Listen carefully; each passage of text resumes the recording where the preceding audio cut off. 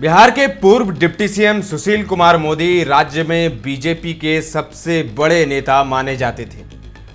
साल 2005 में सुशील मोदी और नीतीश कुमार की जोड़ी ने ही बिहार में एनडीए की सरकार बनवाई थी। मोदी को बिहार के मुख्यमंत्री नीतीश कुमार का करीबी माना जाता था। कुछ साल पहले तक बिहार में बीजेपी की चर्चा सुशील कुमार मोदी के बिना नहीं हो सकती थी, लेकिन बीजेपी में हो रहे बदलाव का असर सुशील मोदी और बिहार बीजेपी पर भी हुआ और वो धीरे धीरे अकेले पड़ते चले गए। राजनीति के इसी माहौल में सोमवार को सुशील मोदी का निधन हो गया। सुशील मोदी कैंसर की बीमारी से जूझ रहे थे। 72 साल के सुशील मोदी का इलाज दिल्ली के एम्स हॉस्पिटल में चल रहा था। सुशील मोदी को बीजेपी में वाजपेयी और आडवाणी के दौर का नेता माना जाता था। सुशील मोदी ने अपने राजनीतिक सफर की शुरुआत 1970 के दशक में जयप्रकाश नारायण के छात्र आंदोलन से की थी। वो लोकसभा, राज्यसभा, विधानसभा और विधान परिषद के सदस्य भी रहे थे। वे देश के चारों सदनों के लिए चुने जाने वाले विरले राजनेताओं में से एक थे। साल 2000 में जब नीतीश कुमार महज एक हफ्ते के लिए मुख्यमंत्री बने थे, उस वक्त भी सुशील कुमार मोदी को नीतीश सरकार में मंत्री बनाया गया था। साल 2005 में बिहार में आरजेडी की सरकार गिरने के बाद नीतीश कुमार के नेतृत्व वाली सरकार में सुशील मोदी डिप्टी सीएम बने और सरकार में उनका दर्जा नीतीश के बाद नंबर 2 का बना रहा। सुशील मोदी साल 2020 तक बिहार में एनडीए की सरकार के दौर में डिप्टी सीएम रहे थे। वे बिहार सरकार में लंबे समय तक वित्त और वाणिज्य विभाग के मंत्री थे। सुशील मोदी की काबिलियत को केंद्र की यूपीए सरकार ने भी सराहा था। जीएसटी लागू करने से पहले भारत सरकार ने साल 2012-13 में सुशील मोदी को राज्यों के वित्त मंत्रियों की एम्पावर्ड कमेटी का अध्यक्ष बनाया था। जीएसटी को समझने के लिए सुशील मोदी ने उस वक्त ऐसे देशों की यात्रा की जहां जीएसटी लागू था। साल 2009 के लोकसभा चुनाव और फिर साल 2010 के बिहार विधानसभा चुनावों में नीतीश और सुशील मोदी की जोड़ी ने बिहार में एनडीए को बड़ी चुनावी सफलता दिलाई थी। सुशील मोदी इसका श्रेय मुख्यमंत्री नीतीश कुमार की सरकार और उनके शासन को देते थे। नीतीश कुमार के नाम पर इस तरह की चुनावी सफलता के रिकॉर्ड को देखते हुए साल 2013 में सुशील मोदी ने नीतीश को पीएम मटेरियल बताया था। हालांकि बाद में बीजेपी ने गुजरात के मुख्यमंत्री नरेंद्र मोदी को पीएम पद का चेहरा बनाया था। माना जाता है कि सुशील मोदी का यह बयान और नीतीश कुमार के प्रति उनका सम्मान बाद में उनके राजनीतिक सफर के लिए भी मुश्किल बना। साल 2017 में नीतीश कुमार की एनडीए में वापसी का श्रेय सुशील मोदी को दिया जाता था।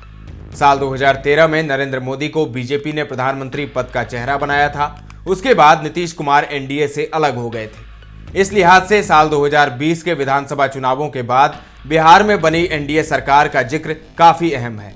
उस सरकार में सुशील मोदी को मंत्रिमंडल में नहीं रखा गया था। बाद में एलजेपी नेता रामविलास पासवान के निधन के बाद बीजेपी ने सुशील मोदी को पासवान की जगह दिसंबर 2020 में राज्यसभा भेजा था। सुशील मोदी के राज्यसभा का कार्यकाल इसी साल खत्म हुआ था, लेकिन उन्हें दोबारा राज्यसभा नहीं भेजा गया। बिहार सरकार में नीतीश कुमार को राम और सुशील मोदी को लक्ष्मण कहा जाता था। सुशील मोदी पर एक आरोप यह था कि उनके नेतृत्व में बिहार में बीजेपी मजबूत नहीं हो पाई। सुशील कुमार मोदी को बिहार में हमेशा नीतीश कुमार के सहयोगी के तौर पर देखा जाता था। लंबे समय तक राज्य में पार्टी का सबसे बड़ा चेहरा होने के बाद भी सुशील मोदी के नेतृत्व में बीजेपी कभी इतना ताकतवर नहीं हो पाई कि राज्य में अपनी सरकार या अपना मुख्यमंत्री बना सके।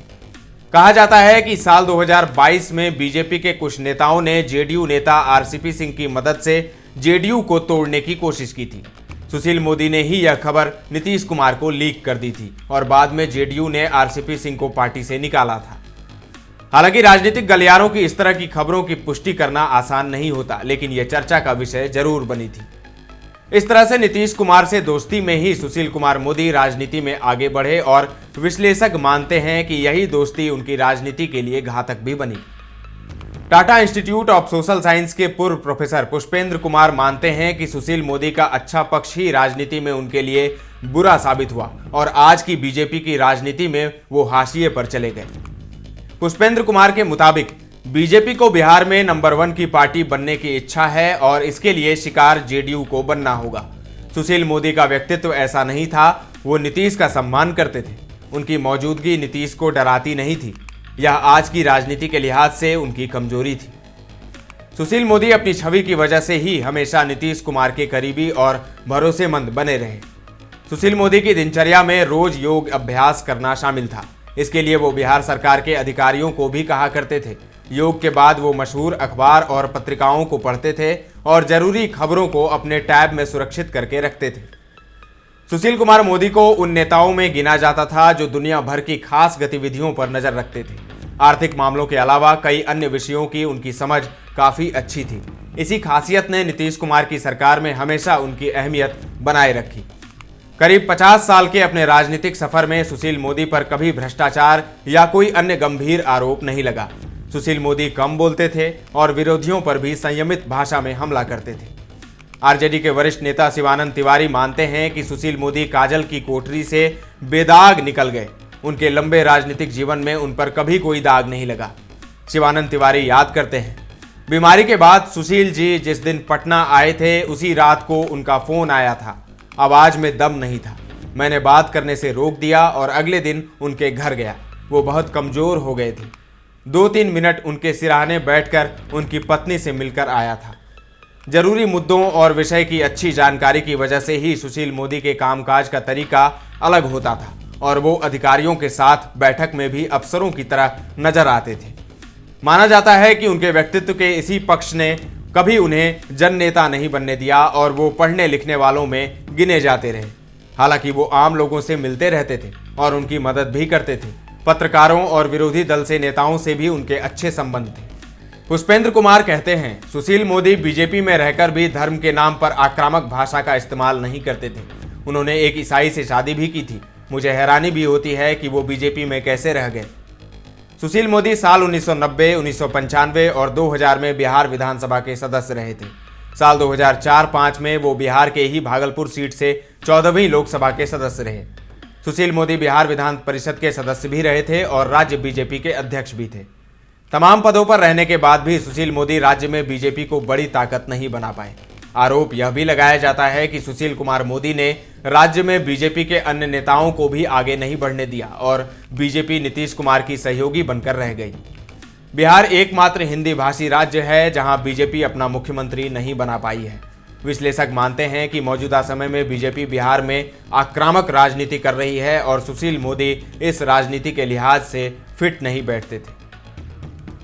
तो सुशील मोदी पंचतत्व में विलीन हो गए हैं। बिहार के पूर्व डिप्टी सीएम जिन्हें बीजेपी का भीष्म पितामह भी कहा जाता है। सुशील मोदी को दर्श न्यूज की पूरी टीम की ओर से भावभीनी श्रद्धांजलि। फिलहाल के लिए इतना ही। तमाम अपडेट्स देते रहेंगे। बने रहें दर्श न्यूज के साथ।